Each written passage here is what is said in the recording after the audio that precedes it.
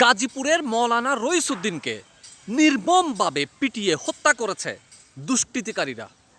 কে সেই দুষ্কৃতিকারী?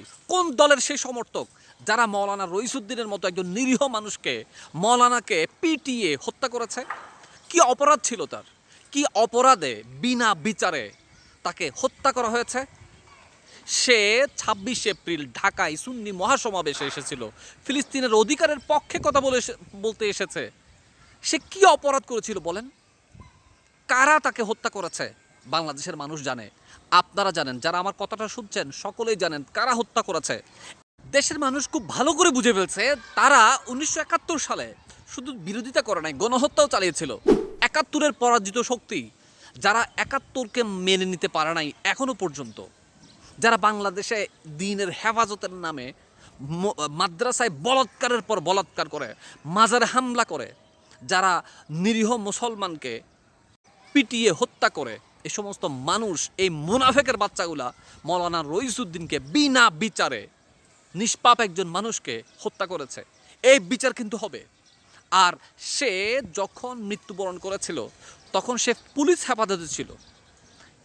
পুলিশ ভাইদের বলবো, যে দেশের রক্ষক যখন ভক্ষক হয়ে যায় তখন এই দেশে আইন বলতে আর কিছু থাকে না।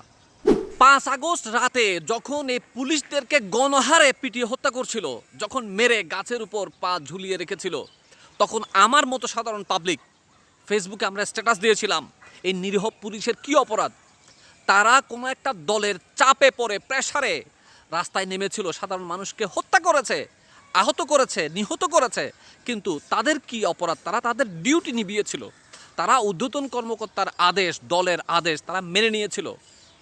আর আজকে আফসোস, আমাদের মতো সাধারণ মানুষকে আজকে সত্যের পক্ষে কথা বলার জন্য এই পুলিশ কর্তৃক আবারও নির্যাতিত হতে হচ্ছে।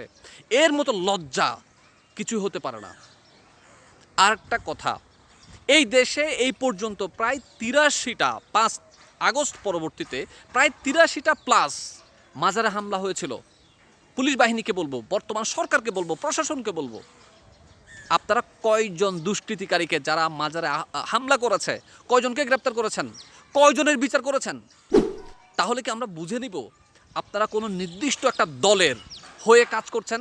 আগামী নির্বাচন, আপনাদের অধীনে যদি নির্বাচন হয়, কতটুকু তার নিরপেক্ষ হবে এটাও কিন্তু এখানে প্রশ্ন রয়ে যায়।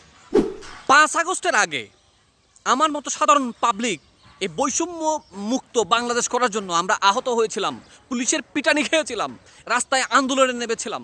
কেন করেছিলাম আমরা যুব সমাজ কেন করেছিলাম? আমরা চেয়েছিলাম একটা বৈষম্যহীন, বৈষম্য মুক্ত একটা সমাজ আমরা গড়ব, একটা নতুন দেশ গড়ব। কিন্তু দেখা যাচ্ছে ১৯৭১ সালে আমাদের পূর্বপুরুষরা, আমাদের বাবারা, দাদারা মনে করেছিল একটা সুন্দর একটা সমাজ আমরা করতে পারবো। আর তারা সেটা পারে নাই, সেজন্য আমরা ৫ আগস্ট গড়িয়েছিলাম। আমরা মনে করেছিলাম ৫ আগস্টের পরে ফেসিস্ট চলে গেছে, আমরা একটা বৈষম্য মুক্ত সমাজ করতে পারবো। না, এখন দেখতেছি ৫ আগস্টের আগের চেয়ে আরও বেশি বৈষম্য যুক্ত একটা সমাজ, একটা রাষ্ট্র চলে আসছে। একটা নির্দিষ্ট একটা রাজনৈতিক দল পুরো কি বলে এই বর্তমান দেশটাকে ছিনিয়ে নিয়েছে, হাইজ্যাক হয়েছে। এই যে বর্তমান স্বাধীনতাটা কিডন্যাপ হয়েছে যে কোনো একটা রাজনৈতিক দলের সন্ত্রাসী জঙ্গি গোষ্ঠী দ্বারা।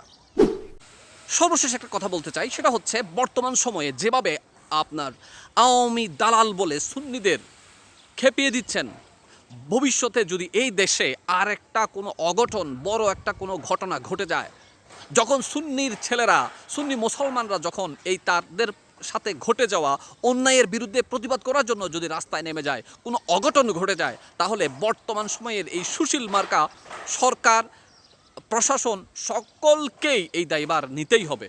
বর্তমান পুলিশ প্রশাসনকে বলবো, আপনার নিরপেক্ষ হন, আল্লাহকে ভয় করুন। আসসালামু আলাইকুম।